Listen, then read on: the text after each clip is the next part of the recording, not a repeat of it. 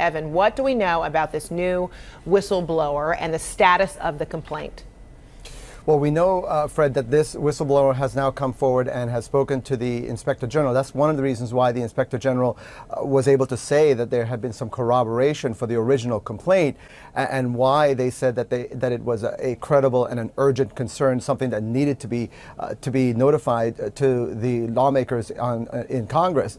What we do know is that this person also shares the same lawyer as the original complaint. We know that they work in the intelligence community. This person allegedly has firsthand knowledge. We don't know exactly what that means. We know that the center of all of this, of course, is the July 25th phone call between the president and the Ukrainian president. And so this person claims to have firsthand knowledge of what happened there and some of the events, perhaps, that surrounded the effort to try to pressure the Ukrainians to do this investigation. And so what could this mean for the impeachment investigation into the president? Look, I think this propels it simply because you have somebody who allegedly has firsthand knowledge. We also know that a lot of the things that the original whistleblower said in the original complaint have now been corroborated. We know Kurt Volker has now testified behind the scenes, behind closed doors to lawmakers, and has essentially corroborated that he followed up essentially this July 25th call with his own meetings and his own communications with the Ukrainians. So a lot of what the original whistleblower came forward and said appears to have at least been verified by the transcript that the White House has now released publicly, and some of the other things that have now transpired and that we've also been able to learn from our own reporting. So I think members of Congress that are saying that, oh, this is hearsay, should not be believed, I think it's I think getting tougher and tougher to make that argument. I want to get back over to Jeremy Diamond. He's at the White House. On the exact point that Melanie is raising right there, Jeremy, Donald Trump saying that this isn't about politics, this is about corruption, this isn't about Joe Biden, and he's making clear he says he's not concerned about Joe Biden. Your reporting is otherwise.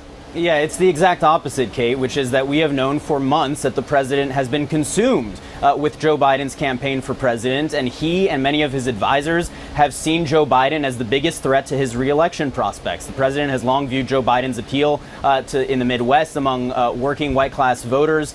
He's long viewed that as a big threat to his reelection. So when the president says that he never saw Biden as a threat, he never thought he was going to win the Democratic primary, and he still doesn't, none of that is true, Kate, as borne out repeatedly by our reporting. And the president yesterday, once again, already let the genie out of the bottle when he talks about also asking China to investigate Joe Biden. And so as much as the president is now, banging that corruption drum, in fact, he is only talking about this case involving Joe Biden, for which there is scant to no evidence to back up any of his claims. Before his murder on Friday, Joshua Brown made headlines as a key witness in the trial of Dallas officer Amber Geiger. So my apartment was right here. I could reach over. Both apartments probably directly across from mine. Last week, Geiger was convicted of killing Botham Jean after walking into his apartment in 2018. She claimed to have mistaken his apartment for hers and thought he was an intruder. On the witness stand, 10 days before his own shooting death outside his home, Brown testified he heard the shots and saw Geiger outside his apartment. Brown got emotional recounting, hearing his neighbor's voice from time to time. Lee Merritt, a civil rights attorney representing the Jean family, said on social media Brown lived in constant fear of gun violence and that his death, quote, underscores the reality of the black experience in America. Merritt also said Brown deserves the same justice that he sought to ensure for the Jean family. Investigators have released few details on Brown's death, only that witnesses heard gunshots and that they observed a silver four-door sedan speeding away from the scene. Police have not said if the murder is in any way connected to the Geiger proceedings. A gunman is on the run in Kansas City this morning after he walked into the Tequila KC bar and he opened fire on people there. The police say 4 people are dead.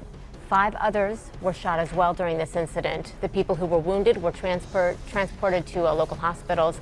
We understand they're all in stable condition right now, but our affiliate KSHB spoke with police a short time ago. Here's what they said. We got the call about 1:27, I believe, was when the call came in of a shooting, 10th and Central area. Showed up.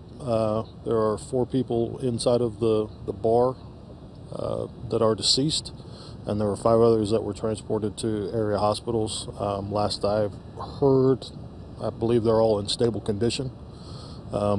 But that's kind of what we're working with right now. Detectives are here. They're trying to look at any surveillance. We're waiting on the search warrant before we even go inside the bar. So I don't have IDs or anything yet on any of the victims.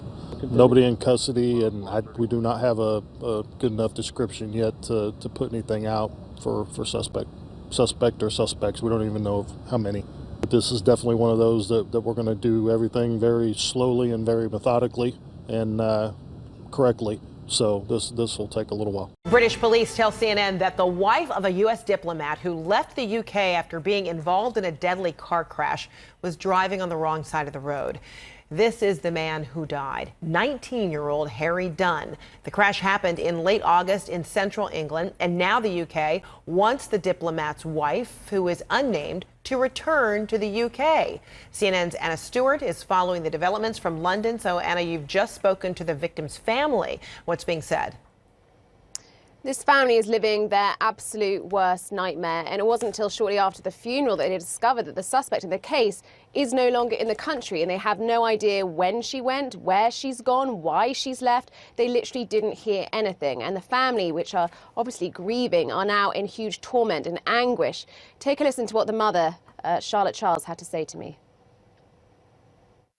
It can't be right that somebody, a diplomat, or their family can come over to the UK or any other country, kill somebody, unintentionally or not, and just go away and ignore what's happened and leave us with nothing.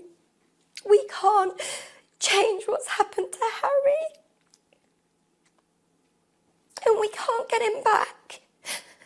But what we will do our absolute utmost to do is to make sure it doesn't happen to another family.